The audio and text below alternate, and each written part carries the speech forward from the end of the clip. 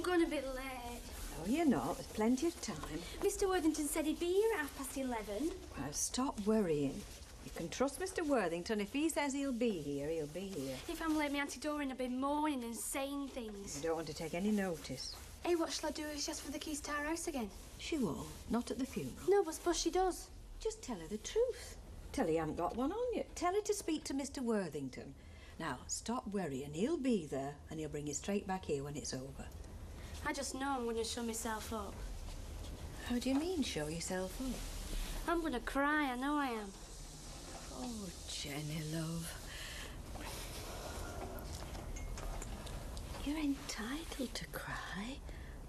Nobody'll think any the worse of you. There's nothing very clever about keeping a stiff upper lip, bottling it all up. It's what it's for, this funeral business. So you can weep. Well, you have to. You have to let it out. You understand how I'm feeling, don't you? I do understand, love. I felt like you're feeling now when Len died. Am I going to feel awful forever? No, love. No, you'll wake up one morning and you'll think there's something wrong.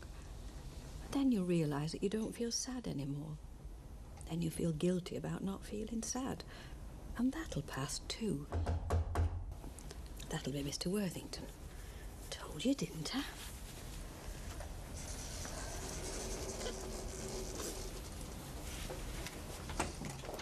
Mr. Worthington, come in.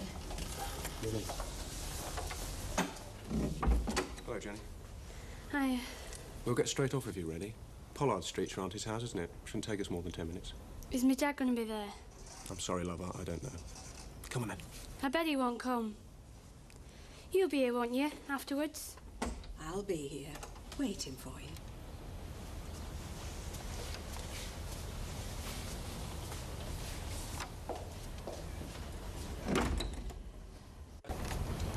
Mrs. Fairclough?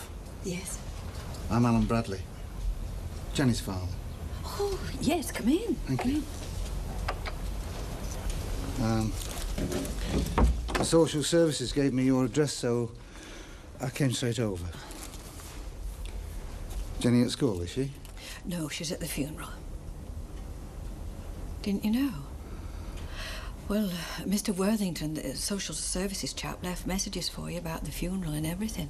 Well, if he did, I didn't get them. I'm sorry. I just took it for granted that you knew. Doesn't matter. I wouldn't have gone anyway. You see, Pat's family always... Pat was Jenny's mother.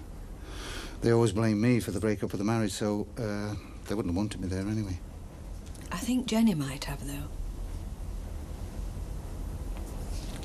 How is she taking it? Well, like you'd expect. Badly. Yes. Yeah. Poor kid. Well, the funeral should be over by now, so you shouldn't have long to wait. Because I know she didn't want to go back to her auntie's house afterwards. Is that her Auntie Doreen you're talking about? Yeah. That's her mother's sister. We don't get on. Anyway, as I was saying, you shouldn't have long to wait. Mr. Worthington's with her and he's bringing her straight Well, back look, here. I don't want to impose. I mean, I can always come back Well, no, later you're on welcome to wait here. I mean, you want to talk to her, won't you? Well, that's why I'm here. I've got to talk to her. Whether I want to or not.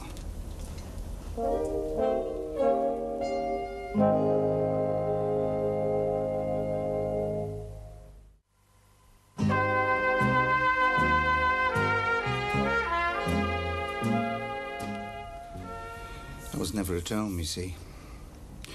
I work for a firm that puts air conditioning systems in, so I travel all over the country. I think that's the main reason why it all started to go wrong between Pat and me. I mean, there was nobody else involved. It was just... Well, it's not the best job in the world if you're married. What does your husband do, Mrs. Fairclough? I'm a widow. He was a plumber and builder.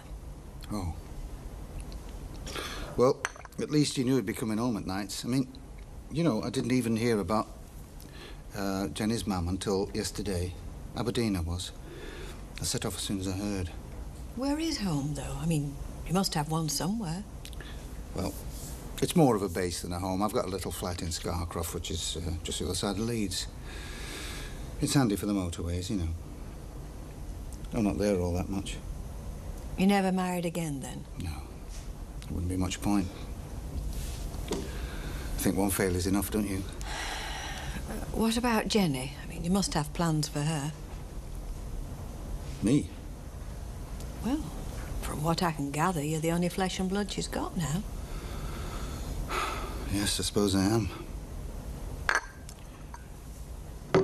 No, I haven't got any plans. Tell you the truth, I haven't had time to think about it.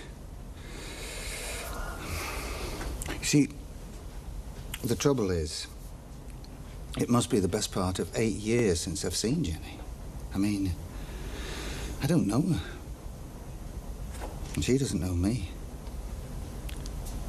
And that's a bridge we've got to cross. That'll be Jenny now.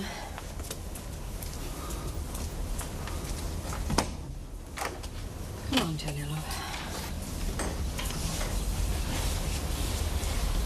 Let's see you. Everything all right? Yes, a little bit upset, but she's all right. Hello, Jenny. Mr. Bradley, I'm Don Worthington. Oh. You'll be coming to see me, I hope. Yes. We've got Jenny's future to sort out, haven't we?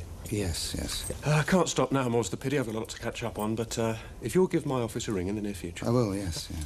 Right, well then, I'll leave you and Jenny to say hello to each other. Bye, Jenny. Bye, Miss White. Bye for now.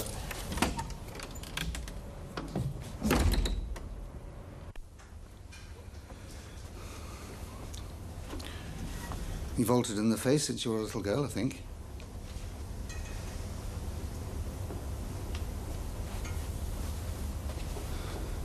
Yes, yes. I can see a lot of your mother in you now.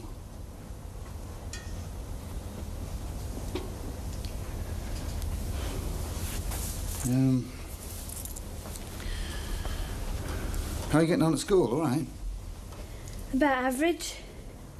I'm not a genius. I don't win prizes or anything, if that's what you're hoping. But you like it, though, do you? School, I mean. Not much. Jenny, although we haven't seen much of each other these past few years... We haven't seen each other at all. The point I'm making is that I'm still your dad.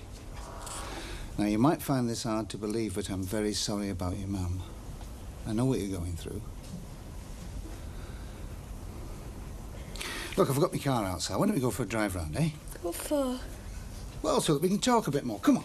I'll have a word with Mrs. Fairclough. Mrs. Fairclough! I was just thinking that we might go for a drive round, Jenny and me. Oh, yes, good idea. I get sick in cars. Anyway, I haven't got time. I've got to do my paper round. Now, you know you don't have to do it, Jenny. I always do it. I don't want to miss it. Yes, but there's no It's all right. need. It's all right, Mrs. Fairclough. I understand. It's been a tough day for Jenny, what with the funeral and all. Well, I think I'll head back for Leeds, I think. Won't you stay and have something to eat with No, I us? won't impose on you. Thank you all the same. I want to get back anyway because I want to have a word with head office about taking some time off. Right then, I'll be on my way. Bye-bye, Jenny. Bye. See you soon, eh? We've got a lot to sort out, you and me, haven't we?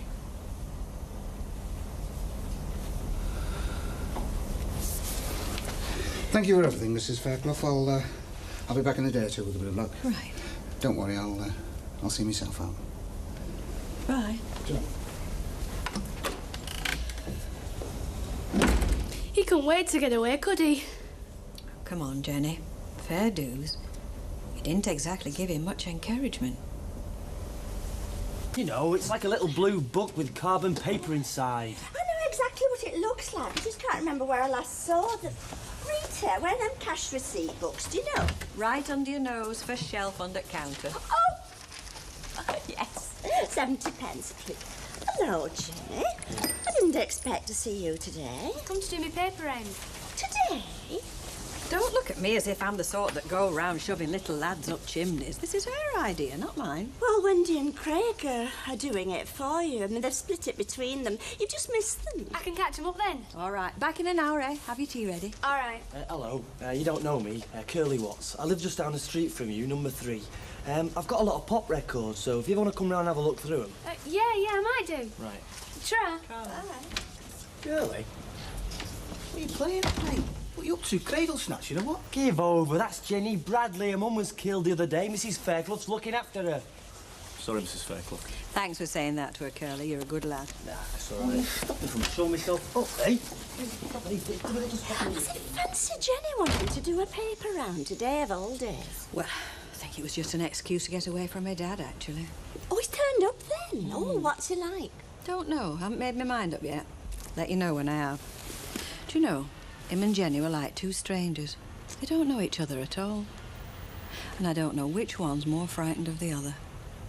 Oh, yes. Jenny mentioned you, Mrs. Warburton.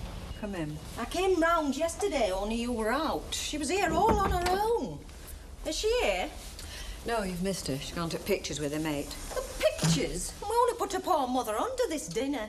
Kids today. Have you got children yourself, Mrs. Fairclough? No. No, I haven't. Well, it's typical is that. Pictures on the very day. Well, I thought it was a good way of taking her mind off things myself. Well, you'd think different if you had some of your own. Anyway, it's just as well she's not here because I can talk straight. She's always been a difficult child. Well, you'll find that out. Now, with the poor mother gone, well, of course, I'd have liked to have had her, you know. Oh, yes, I'd have taken her like a shot, only it was him, my husband. He put his foot down.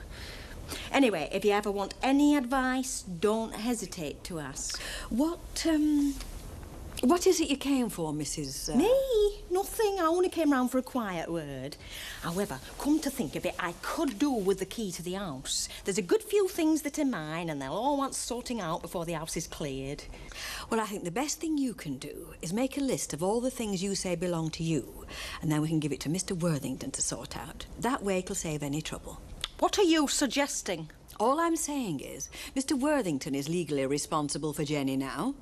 Then, of course, there's her father. That's nothing to do with her father. There's nothing in that house belongs to him since him and Pat were divorced. None of it's his. No, I suppose not. The way I see it, it all belongs to Jenny. So shall we just leave it like that? Now, if that's all you've come to say, Mrs. I do have some things to do.